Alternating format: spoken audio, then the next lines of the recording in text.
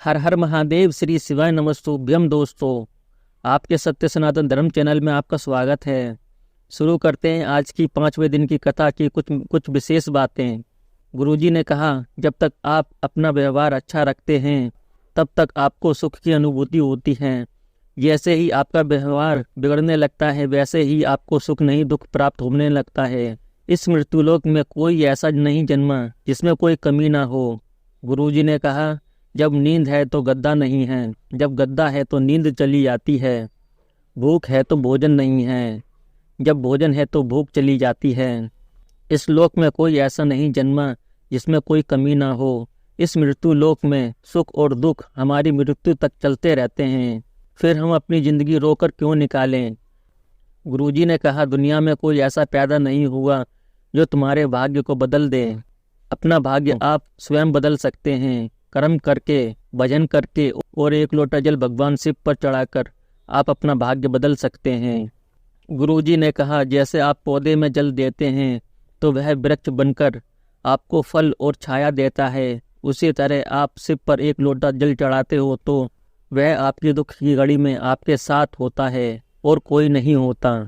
गुरुजी ने कहा, वह एक लोटा जल तुम्हारे काम कब आएगा? जब तुम संघर्ष कर रहे हो, अपना कर्म कर रहे हो, तो वह एक लोटा जल जो तुमने भगवान शिव पर चढ़ाया है वह भगवान शिव तुम्हें बल प्रदान करेंगे, तुम्हें शक्ति देंगे। तुम्हारे संकल्प को कोई नहीं महादेव पूरा करेंगे। ज्योत्सना भूषण का पत्र आया। पत्र में लिखा, गुरुजी, जब मेरा गर्भ 7 महीने का था तो डॉक्टर ने कहा इसे 7वें महीने में ही जन्म लेना होगा। जन्म के बाद बच्चे को वेंटिलेटर पर डाल दिया गया। 14 दिन तक उसे कुछ नहीं दिया गया। डॉक्टर ने कहा यह बच्चा कभी नहीं चलेगा। गुरुजी, मेरे परिजनों ने पशुपति व्रत किया और भगवान शिव पर चढ़ा हुआ जल लाकर वेंटिलेटर के ऊपर लगा देते थे। गुरुजी, आज मेरा बेटा ठीक है, चलता भी है और खड़ा भी होता है। गुरुजी ने कहा, जब आप किसी व्यक्ति को देखते रहते हो वह व्यक्ति भी तुम्हें पलटकर एक बार जरूर देखता है। उसी तरह जब आप महादेव को देखते रहते हो, श्री शिवाय नमस्तुभ्यम बोलते हो, भगवान शिव भी एक बार जरूर आएंगे। गुरुजी ने कहा, तुम्हारे मुंह में कोई छाला हो गया, तुम्हारे मन में बार बार आया कोई बड़ा रोग ना हो जाए, कोई बड़ा रोग ना हो जाए। तुम्हें बार बार नहीं सोचना, तुम्हें सिर्फ श्री शिवाय नमस्तुभ्यम बोलना है, डॉक्टर के पास जाना है, इसका इलाज करना है और भगवान शिव पर छोड़ देना है। भगवान शिव मेरा यह रोग जरूर काटेंगे। गुरुजी ने कहा, अच्छी सोच, अच्छा विचार अपने मन में लाओ। बुरा सोचोगे तो बुरा ही होगा, अच्छा सोचोगे तो अच्छा ही होगा, क्योंकि हमारी सोच जैसी होती है वैसा ही हमारे साथ होता है। एक माँ ने पत्र लिखा। पत्र में अपने बेटे की लंबी आयु की कामना की। मेरा पुत्र गाड़ी से गिर गया था, उसका सिर पूरी तरह फट गया था। डॉक्टर ने ऑपरेशन किया, ऑपरेशन के बाद कोमा में चला गया। 2016 में कोमा में था। गुरुजी, हमने शिव की भक्ति की और 1 साल से शिव महापुराण की कथा सुनना प्रारंभ किया। गुरुजी, मेरा पुत्र आज ठीक है। गुरुजी ने कहा, जमीन में आप बीज डालोगे तो गेहूं होंगे, चावल होंगे, गन्ने होंगे। अगर उसमें आप कुछ नहीं डालोगे तो उसमें सिर्फ कचरा ही लगेगा, कुछ नहीं, घास फूस जंगली पौधे जैसे लगेंगे। इसी तरह परमात्मा के नाम का बीज अपने अंदर बोकर रखोगे तो यह अधर्म तुम्हारे अंदर प्रवेश नहीं करेगा। आप अपने बच्चों को धर्म सिखाओ, अधर्म मत सिखाओ। अधर्म तो बाहर वाले लोग सिखा देते हैं, बुरी बातें तो बाहर के लोग भी सिखा देते हैं, मगर आप अपने बच्चों को सिर्फ अच्छी अच्छी बातें ही सिखाओ। तुम अच्छा करो, बुरा तो दुनिया के लोग करने के लिए आगे बढ़ते हैं, अच्छा करने के लिए कोई आगे नहीं बढ़ता। अच्छा हमें स्वयं करना होगा।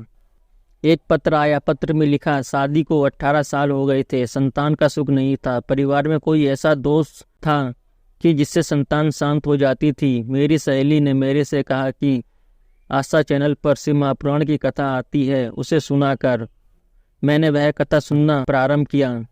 सफेद आंकड़े की जड़ को कमर में बांधा, संतान का सुख प्राप्त नहीं हुआ।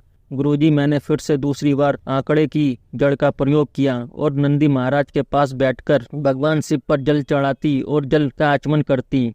भगवान शिव की कृपा से मुझे पुत्र की प्राप्ति हुई। मैं बाबा को यहाँ नमन करने आई हूँ।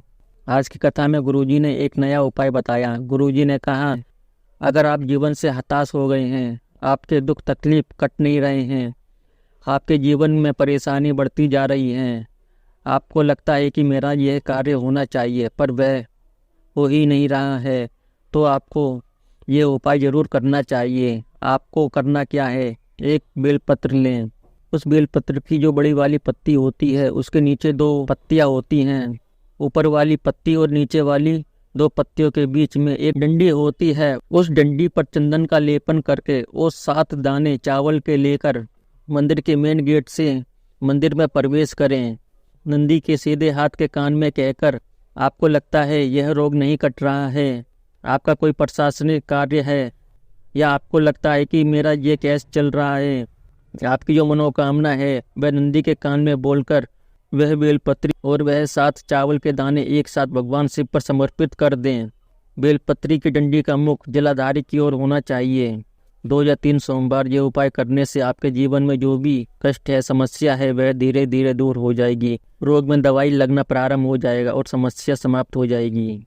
गुरुजी ने कहा, अगर कोई छोटी से छोटी समस्या है तो आप भगवान शिव के मंदिर में जल चढ़ाने के लिए रोज जाते हैं, तो भगवान शिव पर चढ़ी हुई एक बेलपत्री उठा लें और ऊपर वाली पत्ती और नीचे की 2 पत्तियों के बीच में जो डंडी होती है उस जगह से पकड़कर वह बेलपत्री भगवान शिव पर अपनी मनोकामना करके चढ़ा दें। छोटी मोटी समस्या तो वैसे ही हल हो जाएगी।